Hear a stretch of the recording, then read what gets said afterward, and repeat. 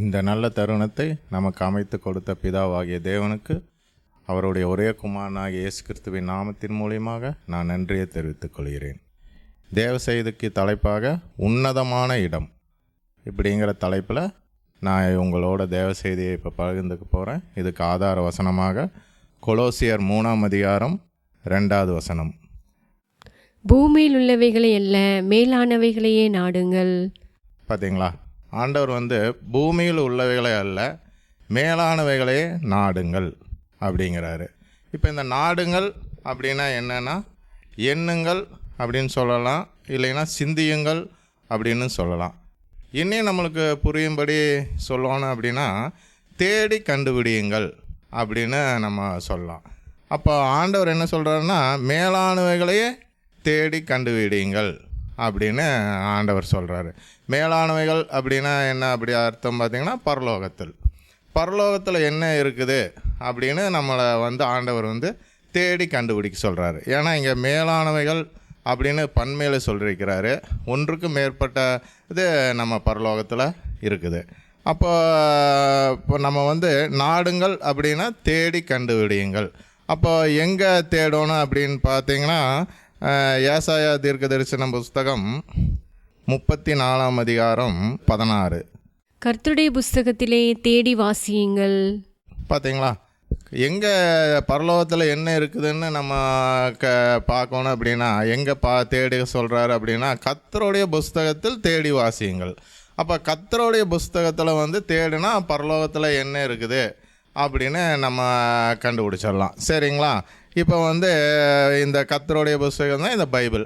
இந்த பைபிளில் இப்போ நம்ம பிலிப்பியர் எழுதியிருக்க நிருபம் 3ஆம் அதிகாரம் 20வது வசனம். பிலிப்பியர்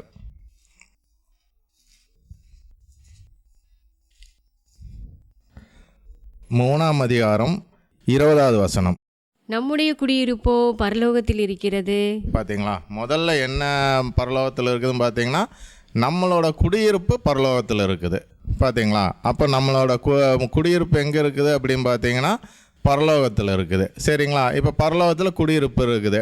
அந்த குடியிருப்பில் என்ன இருக்குதுன்னு பார்த்தீங்கன்னா 2 கொரிந்தியர் 5ஆம் அதிகாரம் 1வது வசனம். பூமிக்குரிய கூடாரமாகிய நம்முடைய வீடு அழிந்து போனாலும் தேவனால் கட்டப்பட்ட கைவேலையில்லாத நித்திய வீடு பரலோகத்திலே நமக்கு உண்டென்று அறிந்திருக்கிறோம்.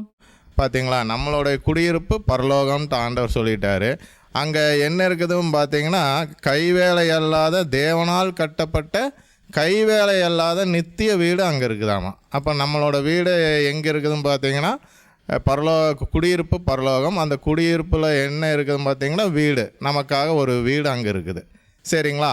அப்போ ஆண்டவர் என்ன சொல்கிறார்? மேலானவைகளையே நாடுங்கள். அப்போ மேலானவைகளை தேடும்போது ஃபஸ்ட்டு என்ன இருக்குதுன்னு பார்த்தீங்கன்னா நம்மளோட குடியிருப்பு அங்கே தான் இருக்குதுன்ட்டு சொல்கிறார் ஆண்டவர். 2வது நம்மளோட கைவேலை அல்லாத தேவனால் கட்டப்பட்ட வீடும் அங்கே தான் இருக்குது அப்படின்னு சொல்கிறாரு. அப்போது ஆதார வசனத்தில் நம்ம படித்தோம் பூமியில் உள்ளவைகளை அல்ல அப்படின்னு படித்தோம். ஏன் பூமியில் இருக்கிறது வேண்டாம் அப்படின்னு ஆண்டவர் சொல்கிறாருன்னு பார்த்தீங்கன்னா 2 பேதுரு 3ஆம் அதிகாரம் 7வது வசனம். இப்பொழுது இருக்கிற வானங்களும் பூமியும் அந்த வார்த்தையினாலேயே அக்கினிக்கு இரையாக வைக்கப்பட்டு. பார்த்தீங்களா, இப்போ இருக்கிற பூமியும் வானமும் அக்னிக்கு இரையாக வைக்கப்பட்டு இருக்கிறதாமா. அப்புறம் இன்னொரு 10வது வசனத்தில் ஆண்டவர் என்ன சொல்கிறாருன்னு பார்த்தீங்கன்னா பூமியும் அதில் உள்ள கிரைகளும் எரிந்து அழிந்து போகுமாமா. அப்போ பூமியில் உள்ளவைகளை ஏன் அவர் தேடி கண்டுபிடிக்க வேண்டாம் அப்படின்னு சொல்கிறாரு பார்த்தீங்கன்னா இந்த வானமும் பூமியும் அக்னிக்கிரையாக வைக்கப்பட்டுள்ளதுன்னு சொல்கிறாரு. 2வது என்ன சொல்கிறாருன்னா இந்த பூமி அழிந்து போகும் அப்படின்னு சொல்கிறாரு. பார்த்தீங்களா, அதனால தான் ஆண்டவர் பூமியில் உள்ளவைகளை அல்ல மேலானவைகளையே நாடுங்கள். அப்போ மேலானவைகளையே தேடி கண்டுபிடிங்கள். என்ன தேடி கண்டுபிடிச்சிருக்கிறோம்? முதல்ல குடியிருப்பு கண்டுபிடிச்சிருக்கிறோம். 2வது அந்த குடியிருப்பில் வீடு நமக்காக ஒன்று இருக்குது அப்படின்னு கண்டுபிடிச்சிருக்கிறோம். இப்போ அடுத்த இன்னொன்று, இதுதான் மெயின். ஏன்னா உன்னதமான இடம் அப்படின்னு நம்ம தலைப்பு கொடுத்துருக்குறோம். அந்த உன்னதமான இடத்துக்கு தான் இப்போ நம்ம போகிறோம். அங்கே என்ன இருக்குதுன்னு பாருங்கள்.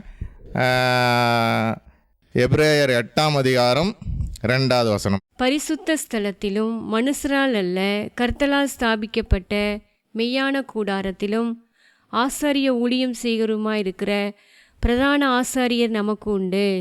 பார்த்தீங்களா, கர்த்தரால் ஸ்தாபிக்கப்பட்ட மெய்யான கூடாரம் இருக்குதாமா. பரலோகத்தில் மூணாவது என்ன இருக்குதுன்னு பார்த்தீங்கன்னா, உங்கள் புரியும்படி சொன்னால் சர்ச். மெய்யான கூடாரம் அப்படின்னா சர்ச். சரிங்களா, பரலோகத்தில் நமக்கு சர்ச் இருக்குது. புரிஞ்சுதுங்களா? எங்கள் வீடு அங்கே இருக்குது, சர்ச்சும் அங்கே இருக்குது. இங்கே பரலோகத்தில் யார் கட்டியிருக்கிறான்னு பார்த்தீங்கன்னா, தேவனால் கட்டப்பட்ட கர்த்தரால் ஸ்தாபிக்கப்பட்ட மெய்யான கூடாரம். பார்த்தீங்களா, மெய்யான கூடாரத்தில் தான் நம்ம வந்து போகிறோம். அப்போது ஃபஸ்ட்டு வீடு இருக்குது, குடியிருப்பு அங்கே இருக்குதுங்கிறாரு. ரெண்டாவது வீடு இருக்குதுங்கிறாரு. மூணாவது என்ன இருக்குதுன்னு பார்த்தீங்கன்னா சர்ச், மெய்யான கூடாரம் அங்கே இருக்குது. அப்போ பரலோகத்திலேருந்து இப்போ ஆண்டவர் இப்போ இயேசு கிறிஸ்து என்ன சொல்கிறாரு, அதே இது கொலோசியர் 3:1 பாருங்கள். நீங்கள் கிறிஸ்துவனை கூட எழுந்ததுண்டானால் கிறிஸ்து தேவனுடைய வலது பாரிசத்தில் வீற்றிருக்கும் இடத்திலுள்ள மேலானவைகளையே தேடுங்கள். பார்த்தீங்களா, கிறிஸ்து வந்து எங்கே இருக்கிறாருன்னு பார்த்தீங்கன்னா, நம்ம எங்கே இருக்கிறார், அங்கே மேலான, அதாவது பரலோகத்தில் இருக்கிற சர்ச்சில் இருக்கிறார். இப்போ அது புரிஞ்சுங்களா? அங்கே இருக்கிற இடத்த தான் நம்ம வந்து தேடி கண்டுபிடிக்க சொல்கிறாரு. இப்போ அப்போது நம்ம என்ன செய்யணும் அப்படின்னு பார்த்தீங்கன்னா, ஒவ்வொரு நாளும் அந்த இடத்த தேடி கண்டுபிடிக்கணும். எந்த இடத்த, நம்ம இருக்கிற வீடு, நம்ம போய் ஆராதிக்கக்கூடிய அந்த சர்ச்சு. அப்போ அந்த சர்ச்சு பரலோகத்தில் என்ன இருக்குது, சர்ச் இருக்குது. இன்னொன்று என்ன இருக்குது, நம்ம வீடு இருக்குது. அப்போ இந்த வீட்டுக்கும் இந்த சர்ச்சுக்கும் நம்ம வந்து தேடி கண்டுபிடிக்கிறது எங்கேயும் பார்த்தீங்கன்னா, இந்த கர்த்தருடைய புஸ்தகத்தில் தான் இருக்குது. அப்போ இதை தினமும் நீங்கள் வந்து இந்த வேதத்தை நீங்கள் வாசிக்கணும். அதே மாதிரி இந்த வீடு, அதாவது இப்போ வீடு அப்படின்னா நீங்கள் என்ன நினச்சிக்க, ஆவிக்குரிய விஷயத்தில் வரும்போது வீடுங்கிறது நம்ம சரீரமாகிய இந்த உடலைத்தான் இந்த வேதத்தில் வந்து வீடுன்னு சொல்லியிருக்கிறாங்க. ஏன்னா நாமே தேவனுடைய வீடாக இருக்கிறோம் அப்படி. அப்போ இந்த உடல், அதாவது இந்த வீடு பூமியில் இருக்கிற இந்த வீடு அழிந்து போனாலும் நமக்கு என்ன வீடு இருக்குது, நித்திய வீடு. அதாவது ஆண்டவரோட வருகையில் வந்து நம்ம எல்லாருமே ஒரு நிமிஷத்தில் மறுரூபமாக்கப்படுவோம். பார்த்திங்களா, அந்த நித்திய வீடு. அதான் 2 கொரிந்தியர் 5:1 என்ன சொல்கிறாருன்னா, நித்திய வீடுன்னு சொல்கிறாரு. பார்த்திங்களா, நம்ம அழிவுள்ள இந்த உடலில் இருக்கிறோம். ரெண்டாவது ஆண்டவரோட வருகையில் என்ன செய்ய போகிறோன்னா, அழிவில்லாத உடலாக மாறப்போகிறோம். அழிவில்லாத நித்திய வீடாக மாறப்போகிறோம். மாறிதான் நம்ம என்ன ஆண்டவரோட பரலோகத்துக்கு நம்மளை ஆண்டவர் எங்கே இருக்கிறாருன்னு பார்த்தீங்கன்னா, அந்த மெய்யான கூடாரத்தில் இருக்கிறார். அந்த மெய்யான கூடாரத்துக்கு அழைத்துட்டு போக தான் ஆண்டவர் வந்து நம்ம காத்துட்ருக்குறோம். அதே பிலிப்பியர் 3:20 என்ன சொல்லுதுன்னு பாருங்கள்.